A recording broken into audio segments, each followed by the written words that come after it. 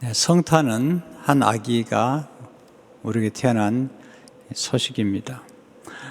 오늘 9장 6절의 말씀은 이는 한 아기가 우리에게 낳았고 한 아들을 우리에게 주신 바 되었는데 그의 어깨에는 정사를 메었고 그의 이름은 기묘자라 모사라 전능하신 하나님이라 영존하신 아버지라 평강의 왕이라 할 것입니다. 한 아이가 우리에게 낳았고 한 아이가 우리에게 주신 바 되었다. The son is given.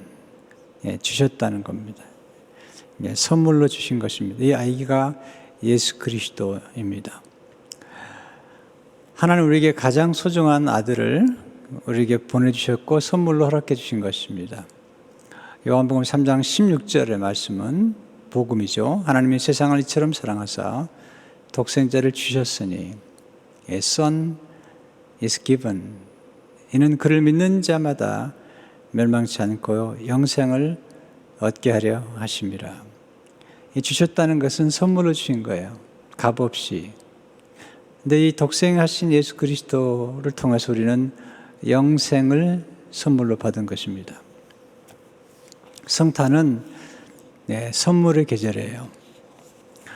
하나님이 독생하신 아들을 우리에게 선물로 주셨고 또 우리에게 선물을 받아 누리는 그런 나누는 계절입니다.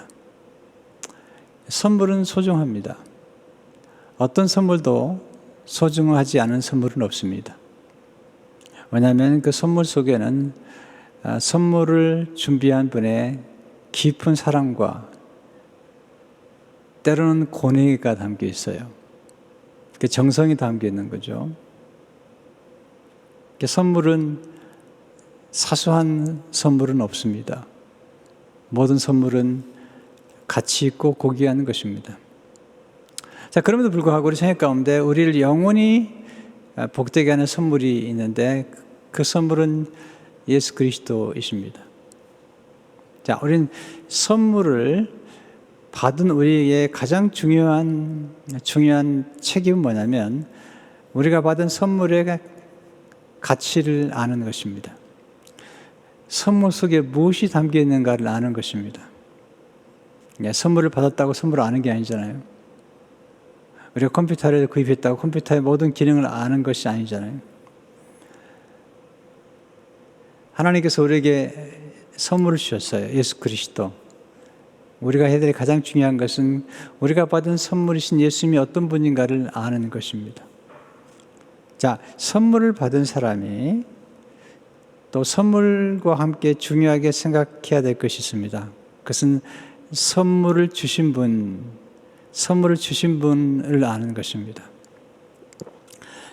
선물보다 중요한 것은 선물을 주신 분입니다. 네. 자, 아버지가 자녀에게 선물을 사왔어요. 선물이 중요해요? 선물을 주신 아버지가 중요해요? 아버지가 중요하죠. 그러나 이 성탄의 선물은 좀 특별해요. 이 성탄의 선물만큼은 선물을 주신 분도 귀하지만 선물도 귀해요. 왜냐하면 선물을 주신 분이 하나님이실 뿐만 아니라 선물도 곧 하나님의 아들, 곧 하나님이시기 때문이에요. 선물을 받은 사람은 제일 중요한 것 중에 하나가 뭐냐면 선물을 알 뿐만 아니라 선물을 주신 분을 알 뿐만 아니라 선물에 대한 반응이 중요해요. 선물을 받아야 돼요. 예수님이 오셨을 때 하나님의 아들 예수님을 거절한 사람들이 있었어요. 선물을 받지 않았어요. 선물을 받은 사람들, 선물을 환영한 사람들, 영접한 사람들, 영접하는 자고 그 이름을 믿는 자들에게는 하나님의 자녀가 되는 권세를 주셨어요. 선물은 받아야 돼요. 근데 선물을 거절하면 선물을 아무리 주고 싶어도 줄 수가 없어요. 가끔 그런 경험을 하잖아요. 우리가 어떤 분에게 선물을 주려고 하는데 선물을 안 받으려고 그러는 거예요. 그럼 선물을 줄 수가 없는 거죠. 선물을 받는 사람의 가장 중요한 자세는 기쁨으로 받는 거예요. 또한 선물을 받은 사람의 가장 중요한 것은 선물을 받아서 누리는 것입니다. 근데 누리려면 알아야죠. 알아야 누리죠. 근데 어떤 선물은 우리가 간직해야 할 선물이 있어요. 아주 선물을 중요하게 생각한 분들은 선물을 할 때마다 이런 얘기를 하시더라고요. 목사님 꼭 간직하셔야 돼요. 근데 어떤 분들은 이렇게 얘기해요. 목사님, 제가 선물을 드리지만 이 선물 나눠주셔도 돼요. 필요한 분에게 나눠주셔도 돼요. 자, 어떤 선물은 우리가 받아서 간직해야 될 선물이 있지만 하나님이 우리에게 주신 선물은 간직하라고 주신 게 아니에요. 물론 우리가 간직도 하지만 하나님 주신 예수 그리스도, 이 복음이라는 선물은 우리가 나눠야 돼요. 그래서 저는 선물을 주신 분들에 대해서 굉장히 감사하게 생각하지만 동시에 그런 선물들을 많이 나눠요. 선교사님들이 오셨을 때 제 방에 있는 조그만 그 옷장 같은 걸 열어서 그 선물을 챙겨드려요. 나눠드려요.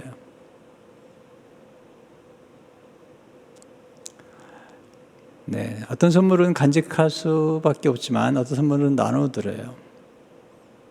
특별히 복음이라는 선물은 우리가 나눠야 될 선물이죠. 성탄의 기쁨은 사실은 선물을 받는 것도 있지만 선물을 나누는 것. 선물을 나눌 때 선물을 받는 분이 기뻐하는 그 기쁨을 보면서 함께 기뻐하는 것. 이게 또 선물의 아주 기가 막힌 기쁨이 아니겠어요? 네, 정말 필요한 사람에게 필요한 선물을 전달했을 때 그 선물을 받는 분이 그 선물을 기뻐하고 즐거워할 때 선물을 주는 사람에게는 행복이 있는 것입니다. 하나님도 마찬가지로 하나님께서 우리에게 예수 그리스도라는 선물을 주셨는데 그 선물을 받은 우리가 기뻐하고 즐거워할 때 하나님이 정말 좋아하시잖아요. 오늘은 한 아기가 태어난 성탄 주일이죠. 이 아기 속에 비밀이 담겨 있어요. 첫 번째 비밀은 뭘까요? 하나님이 아기로 태어나신 거예요. 하나님이 아기가 되신 거예요. 천지를 창조하시고 만물을 주관하시고 지금도 섭리하시는 하나님이 아기로 태어났어요. 6절에 보세요. 한 아기가 우리에게 낳고 For to us son is born. 우리에게 한 아이가 낳고 한 아들을 우리에게 주신 바 되었으니 A son is given. 우리에게 주신 바 되었어요. 그 어깨는 정사를 메웠어요. 이 정사에 대해서는 뒤에 설명해 드리겠습니다. 성경은 이 한 아기에게 초점을 맞추고 있죠.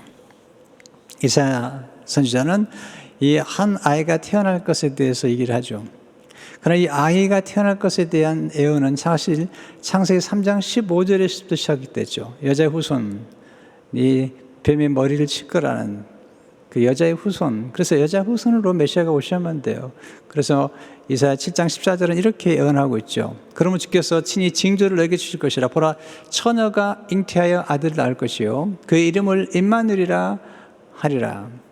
이 말씀이 마리아라는 처녀, 남자를 가까이 지금 처녀에게 성령을 잉태해서 태어났을 때 그 이름은 임마누엘이라는 것입니다. 아주 좋은 이름이죠. 이사야는 예수님이 태어날 땅을 유다 베들레헴, 왜냐하면 다윗의 왕국, 예수님에 대해서 설명할 때 다윗의 왕국이라고 그러거든요. 다윗의 고향이 베들레헴이에요. 예수님은 다윗의 후손으로 오셔야 되기 때문에 유다 베들레헴에서 태어났어요. 베들레헴은 떡집이란 이름을 가진 그런 장소예요. 예수님이 생명의 떡이신 예수님이 떡집에 태어나신 거예요. 그러나 예수님 베들레헴에서 일하지 않으셨어요. 베들레헴에서 죽지 않으셨어요. 예수님 베들레헴에서 태어나서 갈릴리에서 활동을 주로 하셨어요. 갈릴리 특별히 가버나움을 중심으로 활동하시고 그리고 십자가에서 우리 전 인류를 위해서 죽으셨어요. 자, 오늘 이사야는 예수님이 주 활동 무대가 되는 갈릴리에 대해서 이렇게 설명하고 있어요. 1절 2절을 보시면 전에 고통받던 자들에게는 흑암이 없으리로다. 옛적에는 여호와께서 스불론 땅과 납달리 땅이, 이게 갈릴리 땅이에요. 네. 스불론 지파와 납달리 지파의 땅에 멸시를 당하게 하셨더니 후에는 해변길과 요단 저쪽 이방의 갈릴리를 영화롭게 하셨느니라. 흑암에 행하던 백성이 큰 빛을 보고 사망의 그늘진 땅에 거주하던 자에게 빛이 비추더라. 놀라운 얘기죠. 여기서 1절에 중요한 말씀이 나오죠. 전에 고통받던 자들에게는 전에가 나오고요.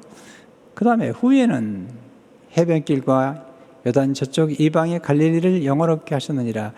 전에 그리고 후에는, 이게 전환점이죠. 이 전에와 후에 그 사이에 예수 그리스도께서 오신 거예요. 예수님이 오셔서 이 땅, 특별히 갈릴리 지역에서 활동을 하신 거죠. 자, 이 예언의 말씀이 어떻게 성취됐는지 마태복음 4장 12절 16절에 이렇게 말씀하고 있죠. 예수께서 요한의 잡혔음을 들으시고 갈릴리로 물러가셨다가 나사렛에서 떠나 스불론과 납달리 지경 해변에 있는, 스불론과 납달리 지경, 이사야 9장 1절에 나오죠. 1, 2절에 있는 가버나움에 가서 사시니, 이는 선지 이사야를 통하여 하신 말씀을 이루어 하심이라. 이르렀을 때 스불론 땅과 납달리 땅과 에돔강 저편 해변길과 이방의 갈릴리여, 흑암 있는 앉은 백성이 큰 빛을 보았고 사망의 땅과 그늘에 앉은 자들에게 빛이 비추었도다 하였느니라. 예수님은 갈릴리에서 제자를 선택하셨고 또 주로 갈릴리 가버나움을 중심으로 복음을 전하시고 많은 병자를 고치셨어요. 그리고 십자가에 못 박혀 돌아가시죠. 갈릴리에서 예수님 오신 이 사건에 대해서 예수님 오시면서 어떤 변화가 일어났는지, 이것은 예수님이 태어나기 전과 태어나기 후의 차이와 똑같은 거죠. 네 가지로 이사야는 얘기를 하죠. 예수님 오시면서 변화가 일어난 것. 실제로 예수님을 통해 흑암은 큰 빛으로 변했습니다. 흑암. 요한복음 1장 9절에 보면 참빛, 곧 세상에 와서 각 사람에게 비추는 빛이 있었나니, 예수님 오시면서 흑암이 빛이 됐어요. 어두웠던 이 땅이 밝아지는 것입니다. 두 번째, 예수님을 통해 사망이 생명으로 변했습니다. 사망의 땅, 그 땅이 예수 그리스도께 오시면서 영생을 얻게 되었고 사망에서 생명으로 옮기게 됐어요. 요한복음 5장 24절을 보게 되면 내가 진실로 진실로 이르노니 내 말을 듣고도 나 보내신 이를 믿는 자는 영생을 얻었고 심판에 이르지 아니하나니 사망에서 생명으로 옮겼느니라.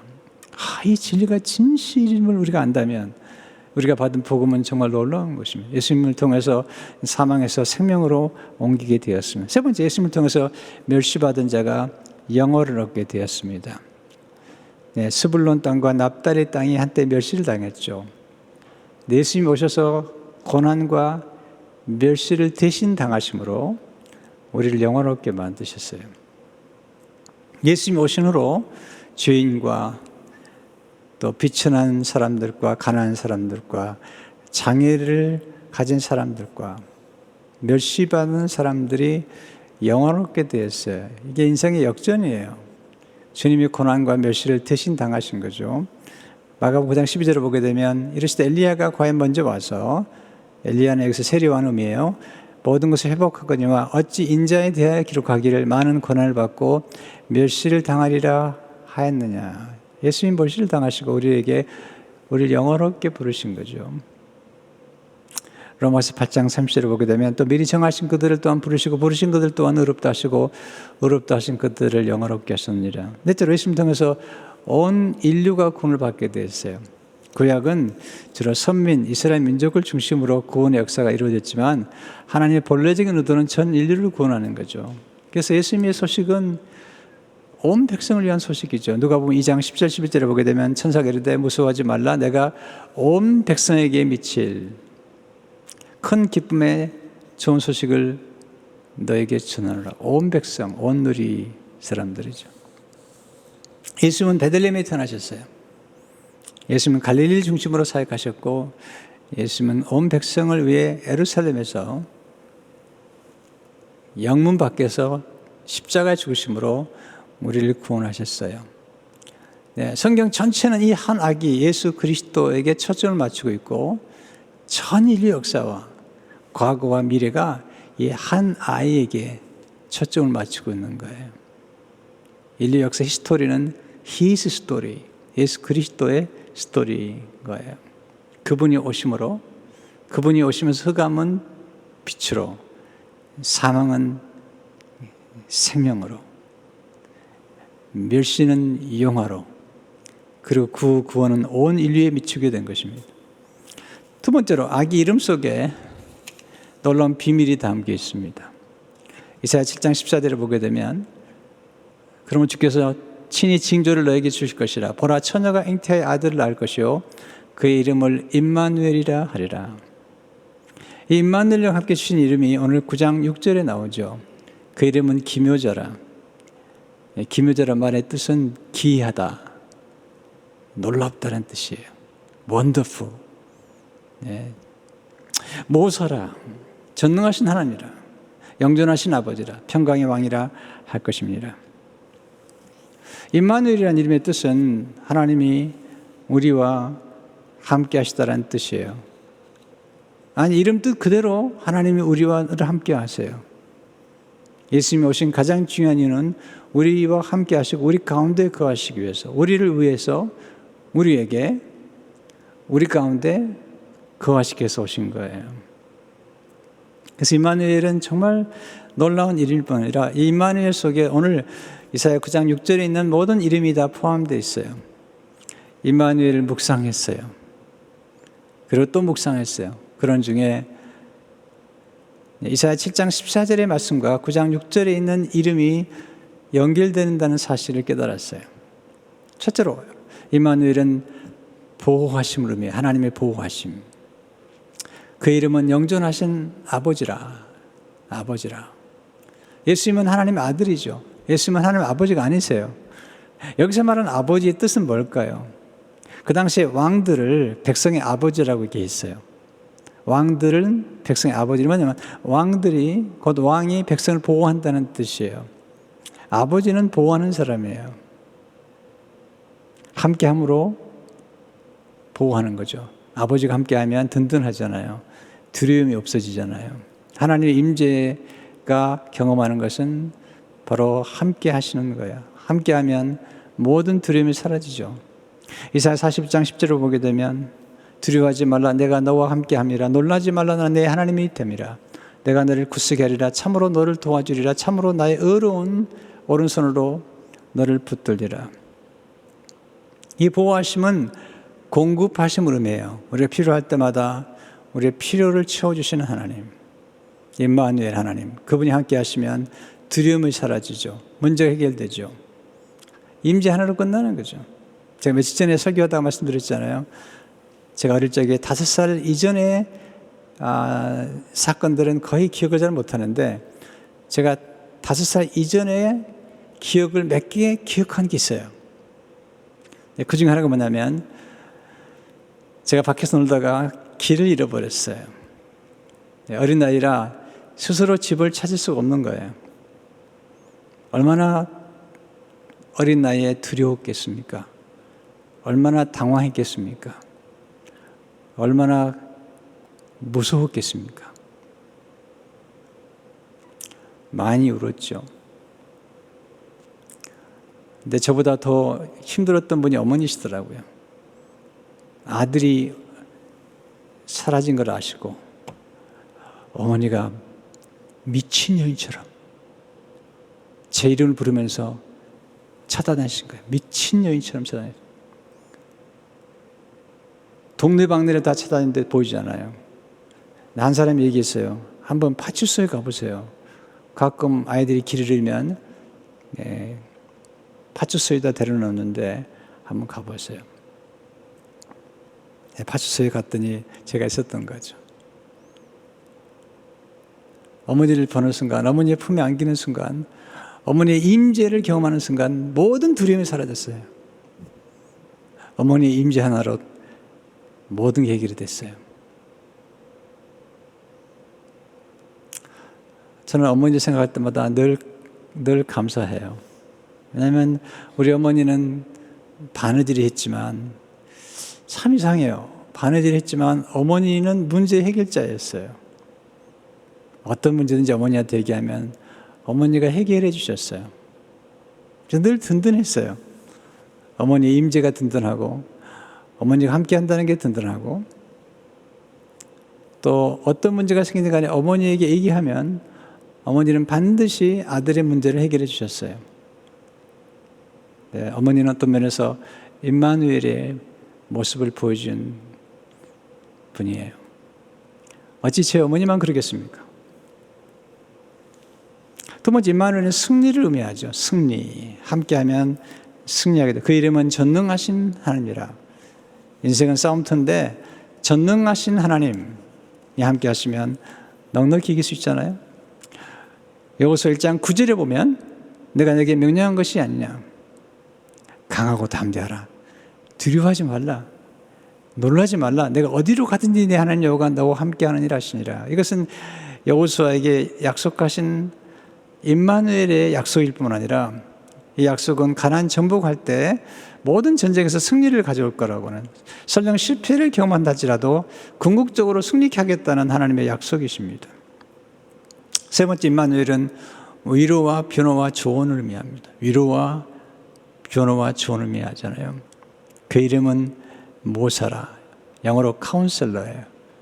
어떤 성경에 보면 이 기묘한, 기이한이라는 이름과 함께 합해서 원더풀 카운셀러, 탁월한 카운셀러이세요. 네, 카운셀러, 좋은 카운셀러를 만나게 되면 우리가 세 가지를 경험하잖아요. 위로와 변호와 조언이죠. 우리에게 정말 위로가 필요해요. 산다는 게 너무 힘들어요. 여러분 힘드실 거예요. 상처를 받죠. 갑자기 생각지 않은 이런 어려움을 겪죠. 사랑하는 사람을 먼저 보낼 수도 있죠. 실패 또는 가난, 파산, 이런 어려움들이 우리에게 있는 거죠. 또 직장 생활이 얼마나 힘들어요. 저는 직장 생활하는 분들을 보면 참 마음이 안 됐어요. 보통 어려운 게 아니거든요. 상사와의 관계, 동료와의 관계, 정말 전쟁터 같아요. 직장 가고 싶지 않을 때가 남편들이 많아요. 근데 왜 가죠? 가족을 위해서 가는 거죠. 근데 힘들어도 아내의 위로가 있으면 이겨내요. 인생이 보니까요, 힘이 드는데 힘이 드는 게 문제가 아니라 위로가 없는 게 힘이 들어요. 위로 한마디, 얼마나 힘들어? 우리 때문에 참 고생이 많네. 위로 한마디가 남편을 하여금 다시 직장이라는 전쟁터로, 정말 보기 싫은 사람들을 또 봐야 되는 사람, 그런 전쟁터로 들어가는 거죠. 요즘 아내들도 직장생활 하잖아요. 아내도 힘들어요. 직장생활 하는 분들, 내조해야죠. 아이들 키워야죠. 얼마나 힘들어요. 그리고 직장까지 가는 분들 있잖아요. 집에 와서 또 밥하고 빨래하고. 근데 위로 한마디, 남편이 여보 참 고마워, 많이 힘들지. 이 한마디 위로가 그렇게 위로가 되는 거예요. 힘든 게 아니에요. 위로가 없기 때문에 힘이 드는 거예요.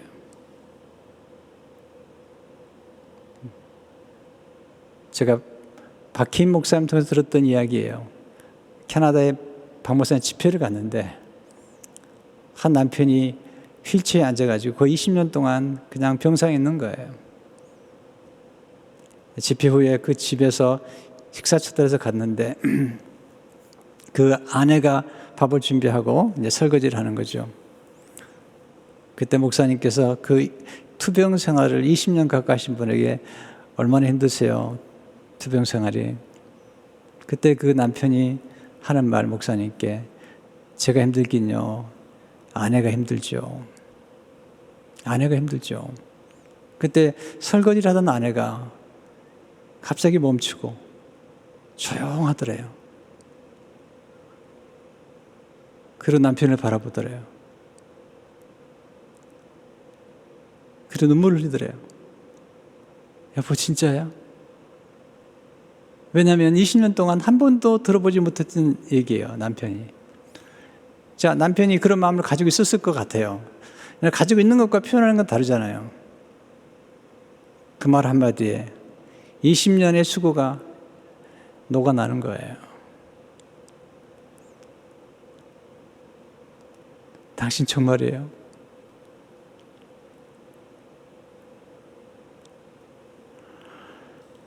우리에게는 위로가 필요해요.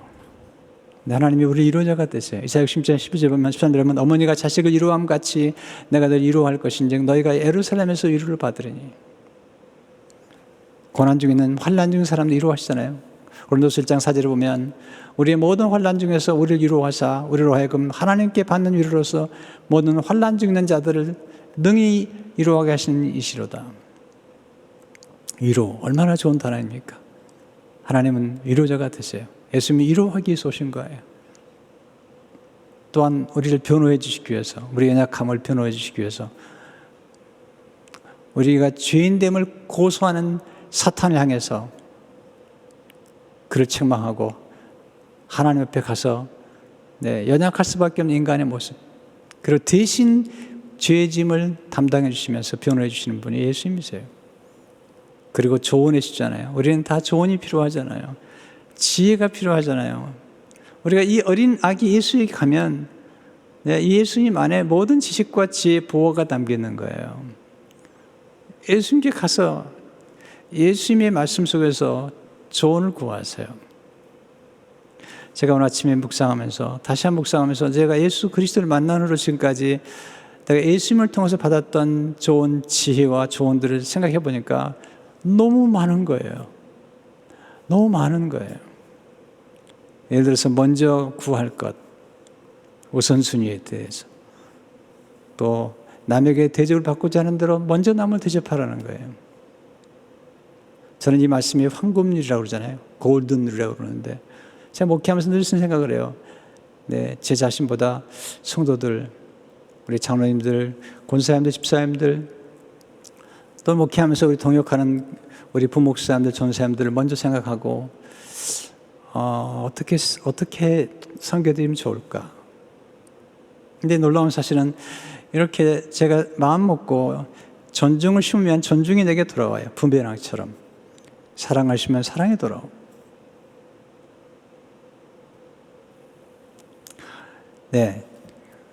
가정에도 마찬가지죠. 자녀들이 필요가 뭘까? 아내의 필요가 뭘까? 저는 너무나 많은 지혜를 얻게 됐어요. 예수님을 통해서. 네 번째, 임마누엘은 평강을 의미하죠. 평강. 실제로 보면 그 정서와 평강이 더한 무궁하며 또 그의 이름은 평강의 왕이라고 그랬어요. 평강은 문제가 없는 게 아니에요. 아프지 않는 것도 아니고 고난이 없는 것이나 고통이 없는 것도 아니에요. 평강은 하나님의 임재가 함께할 때 평강이 돼요. 어릴 적 얘기 또 말씀드릴까요? 어릴 적에 아프잖아요. 우리 둘째 딸도 치킨 박스로 며칠 동안 꼼짝을 못했어요. 내 옆에 엄마가 있잖아요. 아빠가 있잖아요. 그 평강을 누리는 거예요. 고난이 없는 게 평강이 아니라 고난 중에도 하나님의 임재를 경험할 때 누리는 신비로운 하늘의 평강을 의미하는 거예요. 예수님이 오시면 평강을 주시죠. 실패하고 절망 중에 있었던 제자들에게 찾아오셔서 주신 가장 좋은 선물이 뭐죠? 요한복음 20장 19절을 보게 되면 이날 곧 안식 후 첫날 저녁 때 제자들이 유대인들을 두려워하여 모인 곳에 문들을 닫았더니 예수께서 오사 가운데 서서 이르시되 너에게 평강이 있을지어다. 평강을 선물로 주셨어요. 두려워하는 그들에게. 예수님이 임재 속에 살면 우리는 평강을 누리게 되죠. 다섯 번째 임마누엘은 고난 중에도 형통함을 의미해요. 그의 어깨에는 정사를 메었어요. 이 정사란 말은 주권 의미해요. 이 주권은 뭐냐면 모든 열쇠를 가졌다는 거예요. 모든 것을 주관하고 다스리는 열쇠를 가진 분이에요. 그 왕권이죠. 주권이죠. 7절에 보시면 그 정사와 평강에 대한 무궁함으로 다윗의 왕자와 그의 나라에 군림하여 그 나라를 굳게 세우고 지금 이후로 영원히 정의와 공의로 그것을 보존하실 것이라. 만군의 여호와 열심히 이를 이루시리라. 네, 주권을 가진 분은 열쇠를 가졌다는 거죠. 크게 하심과 그리고 강하게 하심도 다 이 주권에 속한 거예요. 누가 주권을 가진 자죠? 열쇠를 가진 분이 열쇠. 사망과 생명의 열쇠, 모든 하나님의 나라의 보고를 열 수 있는 열쇠. 이사야 22장 22절에 보면 내가 또 다윗의 집에 열쇠를 그의 어깨에 두리니. 네, 예수님이에요. 그가 열면 닫을 자가 없겠고 닫으면 열 자가 없으리라. 요한계시록 37절에 보면 빌라델피아 교회 사자에게 편지하라. 거룩하고 진실하사 다윗의 열쇠를 가지신 이 곳, 열면 닫을 사람이 없고 닫으면 열 사람이 없는 그가 이르시되. 네, 열쇠를 가진 분이에요. 여러분, 누가 가장 큰 권세를 가졌죠? 네, 바로가 요셉에게 얘기하잖아요. 나는 이름뿐이다. 네, 내가 권세를 가진 거다. 왜? 요셉이 애굽의 모든 창고의 열쇠를 가졌기 때문이에요. 버네프가 순교의 길을 가기 직전에 그가 대림전 설교를 하는 중에 했던 설교 조금만 소개해 드릴게요. 열쇠꾸러미를 가진 자가 그 집을 관리하는 집안의 우두머림을 나타냅니다. 이것은 그에게 문을 열고 닫음, 그래서 사람들을 나가게 하고 들어오게 할 권위가 있음을 보여줍니다. 예수 십자가는 통치자라는 그분의 권위를 보여주는 방법입니다. 예수님은 죄를 용서받은 자들에게는 열어주시지만 교만한 자에게는 닫습니다. 이것은 이 아기가 지닌 정사의 본성입니다. 보네프는 그 당시 교만했던 히틀러와 그와 동조했던 사람들을 아마 기억하면서 이 설교를 했는지 모르겠어요. 열쇠.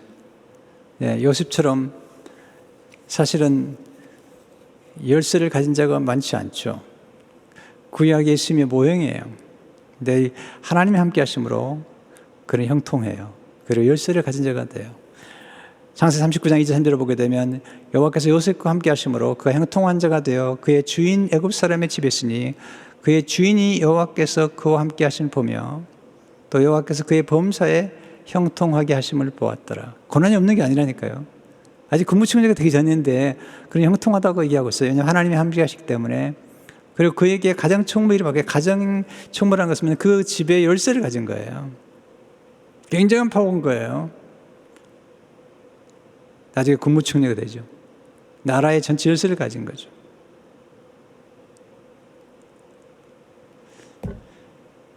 제가 예전에 섬기던 교회에 처음으로 청빙을 받아 부임을 했던 첫날, 제 아내와 제가 이제 취임식을 하는데, 그때 교회에서 이렇게 심볼릭한 선물을 주셨어요. 그건 열쇠. 금으로 된 건 아니고요. 그냥, 심볼릭한 선물이죠. 왜냐하면 이제 교회 열쇠를 주겠다는 거잖아요. 제가 담임 목회자로서 이렇게 살아가면서 이렇게 주어진 책임과 또 하나의 특권이 있다면 마스터 키를 제게 준 거예요. 마스터 키를. 우리 교회 건물을 그리고 어디나 액세스할 수 있는 마스터 키를 제가 가지고 있어요. 물론 제가 이제 사역하는 동안만 맡기는 거지만, 그리고 이제 제가 교회를 떠나게 되면 다른 담임 목회자가 올 경우에 왔을 때 그 담임 목회자가 그 열쇠를 가지고 섬기는 거죠. 열쇠는 새들을 부르는 게 아니에요. 섬기고 요셉처럼 만민의 생명을 살리기 위해서 주신 열쇠죠. 예수님도 오셔서 그 열쇠를 가지신 분이 친히 고난을 받으신 거죠. 열쇠는 포음제라고 주는 게 아니에요. 그 열쇠를 통해서 만민의 생명을 구원하라고 주신 거죠. 그게 열쇠의 미닝이에요. 그게 권위의 진정한 의미는 책임과 섬김이 있는 거죠. 성경적 형통은 하나님이 함께 하시는 거죠. 그리고 고난 중에도 잘 되는 거예요. 또한 하나님의 사명을 완수하는 것. 이사야는 예수님이 형통할 거라고 그러잖아요. 이사야 52장 33절을 보게 되면 보라 내 종이 형통하리니 받들어 높이 들려서 지극히 존귀하게 되리라. 네, 십자가에 높이 들렸어요. 그리고 고난을 받으신 후에 지극히 존귀하게 됐어요. 임마누엘의 임재 속에 사는 것이 축복이죠. 주님께서 제자들과 약속하신 마지막 약속이 뭐죠? 마태복음 28장 20절을 보게 되면 볼지어다 내가 세상 끝날까지 너희와 항상 함께 있으리라 하시니라. 임마누엘의 약속을 주셨어요. 우리는 이 약속을 망각할 때가 많아요. 아니 어떤 분들은 하나님과 함께하는 게 두려워하는 분이 계세요. 두려워하지 마세요. 하나님은 우리의 잘못을 늘 지적하는 그런 참소자가 아니세요. 하나님은 우리의 모든 연약함을 다 아시는 분이세요. 여러분 엄마 아빠가 자녀와 함께할 때 왜 함께하죠? 자녀를 도와주고 싶어서, 문제를 해결해 주고 싶어서, 필요하면 먹여주고 입혀주고 공부도 시켜주고. 하나님의 임재가 그런 거예요. 하나님의 임재는 정말 좋은 거예요. 하나님의 임재만큼 좋은 축복이 없는 거예요. 그만큼 안전할 수 없는 거죠. 여호수아에게 내가 너와 함께하리라. 내가 반드시 이길 것이다. 내가 너와 함께하리라. 내가 너를 형통케 할 것이다. 이게 하나님의 날로한 약속일 뿐 아니라 이 약속을 붙잡고 살아가는 거예요. 저도 목회하지만 이 하나님의 임재의 경험 때문에 목회하는 거예요. 말씀을 증거할 때마다 하나님의 임재를 경험하고 또 말씀을 듣는 분들이 하나님의 임재를 경험하는 거예요. 비록 지금은 줌으로 예배를 드릴 때도 있고 온라인 예배를 드리지만 신비롭게도 장소와 그런 모든 환경을 초월해서 하나님의 임재를 경험하고 치유를 경험하고 볼 때마다 임마누엘의 축복이 얼마나 좋은지 몰라요. 문제는 뭐냐면 이 하나님 임재 앞에서 있는 걸 망각하거나 또는 하나님 임재를 두려워하는 분이 계신데 그러지 마세요. 너무 좋은 거예요. 네. 그럼 어떻게 하나님 임재 속에 살 수 있는가? 임마누엘 일기라는 책을 쓴 짐 와일더 동력자들이 이렇게 얘기해요. 세 가지인데 간단하게 설명하겠어요. 구체적으로 우리가 하나님 임재 속에 살아갈 수 있는 방법. 첫째, 임마누엘의 시력을 키우라는 거죠. 하나님의 눈을 의식하라는 거예요. 하나님 나와 함께 한다는 사실을 의식하라는 거죠. 짐 와일더가 이렇게 얘기하고 있습니다. 임마누엘의 시력이란 하나님이 우리와 늘 함께 하시며 우리를 위해 끊임없이 선을 행하고 계심을 인식하는 것이다. 기가 막히죠. 하나님 우리를 위해서 끊임없이 선을 행하시는 거예요. 하나님 임재 앞에서 때로 느끼지 못해도 함께 하신다는 진리는 사실이에요. 엄마가 안 보인다고 엄마가 없어요?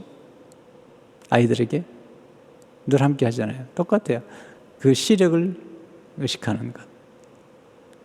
두 번째로 감사를 통해 임마누엘의 임재 속으로 들어가는 거죠. 감사가 참 중요해요. 제가 내년 한 해 동안에 감사에 대한 말씀을 계속 전할 텐데 왜 감사가 중요하냐면 감사를 통해서 하나님의 임재 속에 들어가서 하나님과 교류하기 때문이에요. 원망하면 하나님의 시력을 상실해 볼 때가 많아요. 물론 원망할 때도 우리와 함께 하시지만 감사하면 하나님과 교류가 시작돼요. 지금 아이들이 감사는 하나님 임재로 들어가는 문을 열어준다. 제가 1월 첫 주에 드릴 설교예요. 감사의 문으로 들어가라고. 감사는 하나님 임재로 들어가는 문을 열어준다. 감사는 하나님의 임재를 인식하게 해주는 비밀번호도 같다. 그 이유는 감사가 하나님과의 교감으로 가는 가장 쉽고 빠른 길이며 성경 곳곳에서의 지혜와 근본이신 하나님이 우리에게 감사하라고 거듭 말씀하고 계시기 때문입니다. 여러분 누구랑 만나서 소통할 때도 그냥 감사로 시작해 보세요. 그러면 교감이 시작돼요. 저는 아침에 일어나면 하나님께 감사드려요.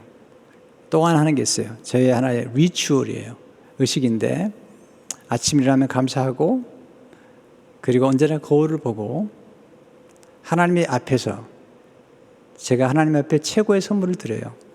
그 선물은 저의 미소예요. 밝게 웃어요. 아주 밝게 웃으면서 하나님 감사해요. 그리고 하나님 앞에 밝은 모습을 보여드려요. 여러분, 자녀들이 집에 왔을 때 밝은 모습을 하면 부모가 기쁘잖아요.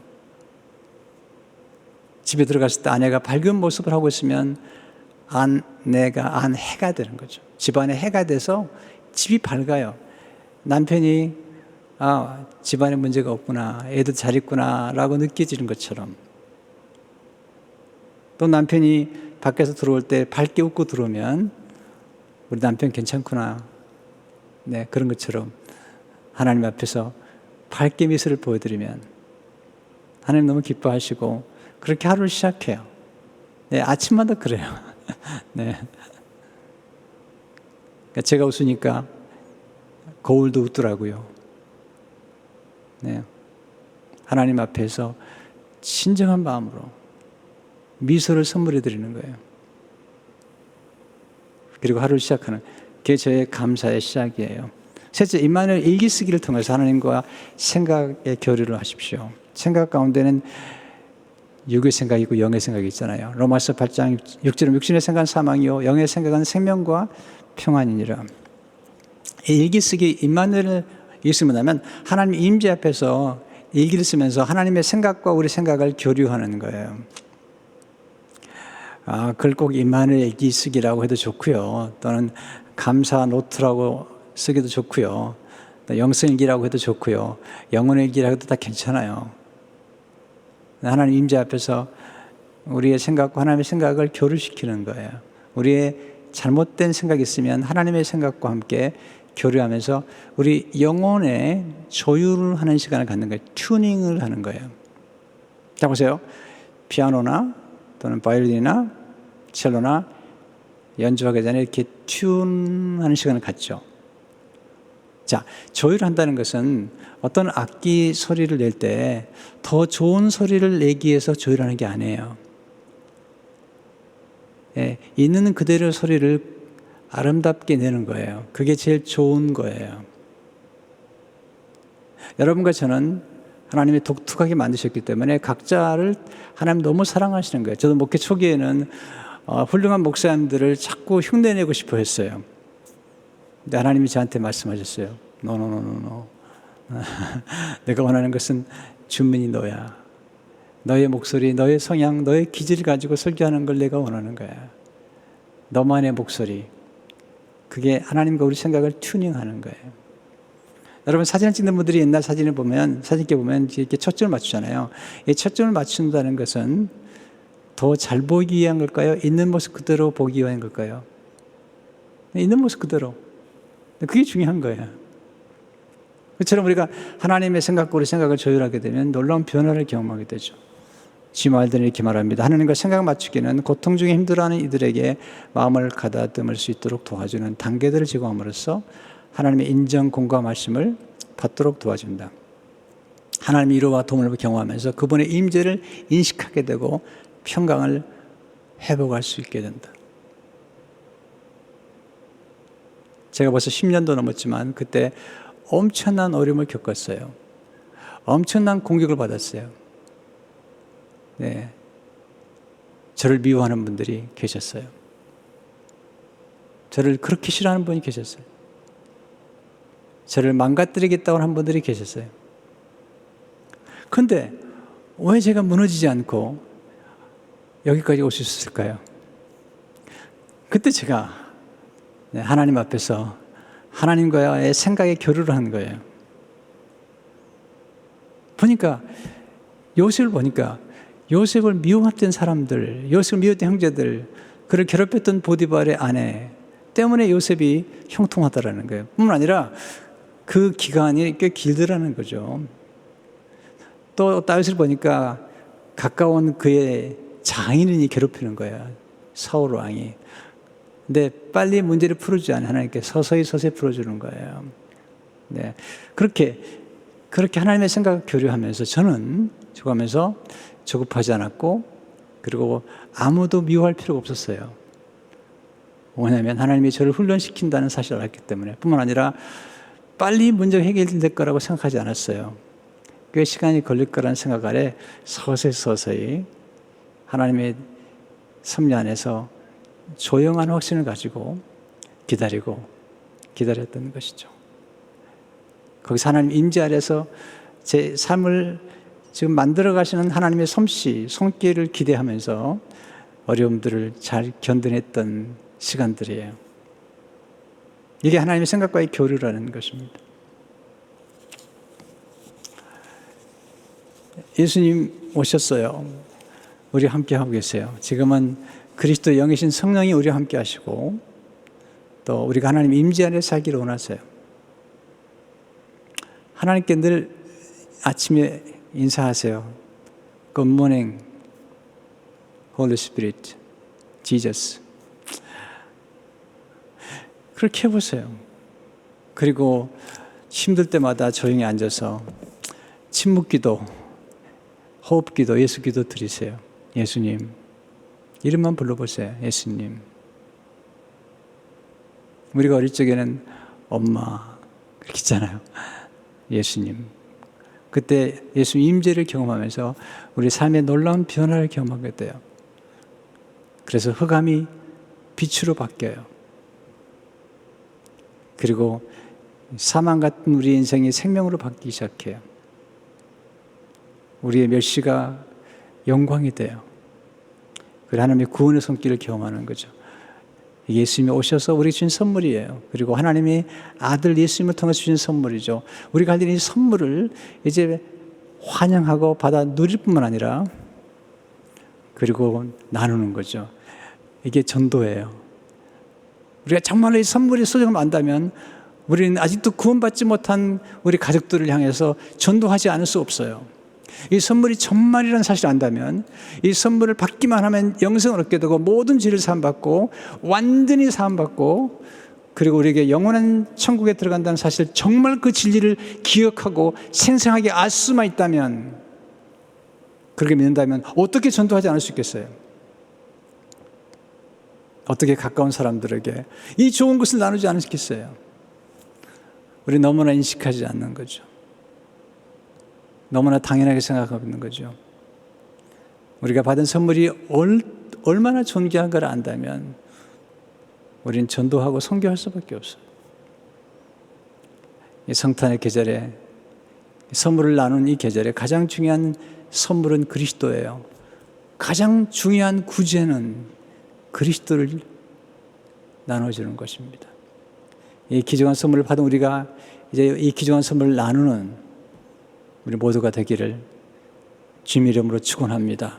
기도하겠습니다. 하나님 아버지, 이 선물이 얼마나 소중한지 우리에게 주신 예수 그리스도 복음, 이 귀중한 선물을 우리만 누리지 않게 하시고 우리도 누릴 뿐만 아니라 이 선물을 나누어 주어 수많은 사람들이 주 앞에 구원에 이르도록 축복해 주옵소서.